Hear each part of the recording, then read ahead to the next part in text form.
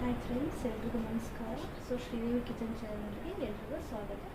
ನಾನಿವಾಗ ಮಾವಿನಕಾಯಿ ಚಿತ್ರಾನ್ನ ಮಾಡೋದು ಹೇಗೆ ಅಂತ ಹೇಳ್ತಾ ಹೋಗ್ತೀನಿ. ಆಲ್ಮೋಸ್ಟ್ ಎಲ್ರಿಗೂ ಗೊತ್ತಿರುತ್ತೆ. ಈ ಒಂದು ರೆಸಿಪಿನ ನಾನು ಶೇರ್ ಮಾಡ್ತಾಯಿದ್ದೀನಿ. ಇವಾಗ ನಾನು ಮಾವಿನಕಾಯಿನ ಒಂದು ದೊಡ್ಡದು ತೊಗೊಂಡು ತುರಿದು ಇಟ್ಕೊಂಡಿದ್ದೀನಿ.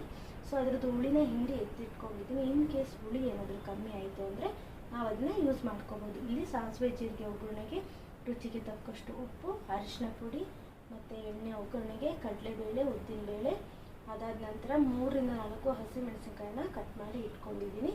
ಶೇಂಗಾ ಬೀಜ ತೊಗೊಂಡಿದ್ದೀನಿ ಮತ್ತು ಕೊತ್ತಂಬರಿ ಸೊಪ್ಪು ಕಟ್ ಮಾಡಿ ಇಟ್ಕೊಂಡಿದ್ದೀನಿ. ಇದು ಕರಿಬೇವು.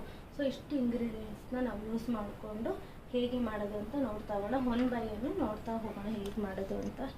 ಇವಾಗ ಫಸ್ಟು ನಾನು ಬಾಣಲಿ ಇಟ್ಕೊಂಡಿದ್ದೀನಿ. ಇವಾಗ ಪ್ಯಾನ್ ಆನ್ ಮಾಡ್ತೀನಿ. ಇವಾಗ ಎಣ್ಣೆನ ಹಾಕೋಣ. ಎಲ್ರಿಗೂ ತುಂಬಾ ಇಷ್ಟ ಆಗುತ್ತೆ. ಇದು ಇನ್ಸ್ಟಂಟಾಗಿ ಮಾಡೋದೊಂದು ರೆಸಿಪಿ. ಇದು ಮಕ್ಕಳಿಗೆ ತುಂಬಾ ಇಷ್ಟ ಆಗುತ್ತೆ. ಎಣ್ಣೆ ಸ್ವಲ್ಪ ಕಾಯಿ.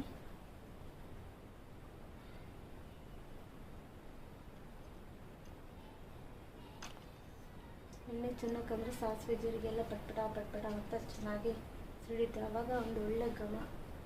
ಇಲ್ಲ ಅಂದರೆ ಅಷ್ಟೊಂದು ಚೆನ್ನಾಗಿರಲ್ಲ, ಹಸಿ ಆಗಿರುತ್ತೆ. ಹಾಗಾಗಿ ಎಣ್ಣೆ ಕಾಯಬೇಕು.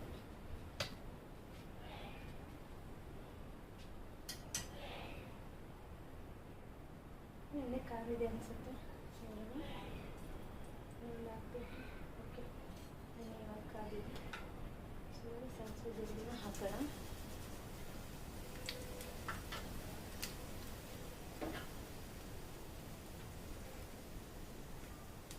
ಚೆನ್ನಾಗಿ ಸಿಡಿತಾ ಇದೆ. ಫಸ್ಟು ಕಡಲೆ ಬೀಜನ ನಾನು ಹಾಕೋತಾ ಇದ್ದೀನಿ. ಯಾಕಪ್ಪ ಅಂತಂದರೆ ಕಡಲೆ ಬೀಜನ ಹಾಕಿದಾಗ ಅದು ಬೇಗ ಫ್ರೈ ಆಗಲ್ಲ. ಇವಾಗ ಇದೆಲ್ಲ ಹಾಕ್ಸಲ್ಲ, ಸೀದೋಗ್ಬೇಕು. ಫಸ್ಟು ಕಡಲೆ ಬೀಜ ಹಾಕ್ಕೊಂಡು ಚಿಕ್ಕದಾಗಿ ನಾವು ಪ್ಯಾನ್ನ ಇಟ್ಕೊಂಡು ಅದು ಚಿಕ್ಕ ಉರಿಲೇ ಚೆನ್ನಾಗಿ ಫ್ರೈ ಆಗಬೇಕು. ಸೀರೆ ಎಷ್ಟು ಚೆನ್ನಾಗಿರಲ್ಲ, ತಿನ್ನಲಿಕ್ಕೆಲ್ಲ ಚೆನ್ನಾಗಿರಲ್ಲ. ಮೀಡಿಯಮ್ ಫ್ರೈ ಇಟ್ಕೊಂಡು ಅದು ಚೆನ್ನಾಗಿ ನಾವು ಫ್ರೈ ಮಾಡ್ತಾ ಹೋಗಬೇಕು.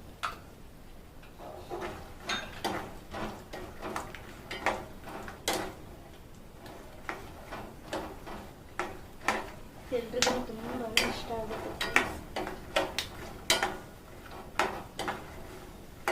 ಈ ಮಾವಿನಕಾಯಿ ಸೀಸನ್ ಅಲ್ವಾ, ಮಾವಿನಕಾಯಿ ಸೀಸನ್ ಆಗಿರೋದ್ರಿಂದ ಎಲ್ಲರೂ ಮನೇಲೂ ಕಾಮನ್ನಾಗಿ ಯೂಸ್ ಮಾಡೋವಂಥ ರೆಸಿಪಿ. ಮಾವಿನಕಾಯಿ ಸೀಸನ್ ಬಂದರೆ ಸಾಕು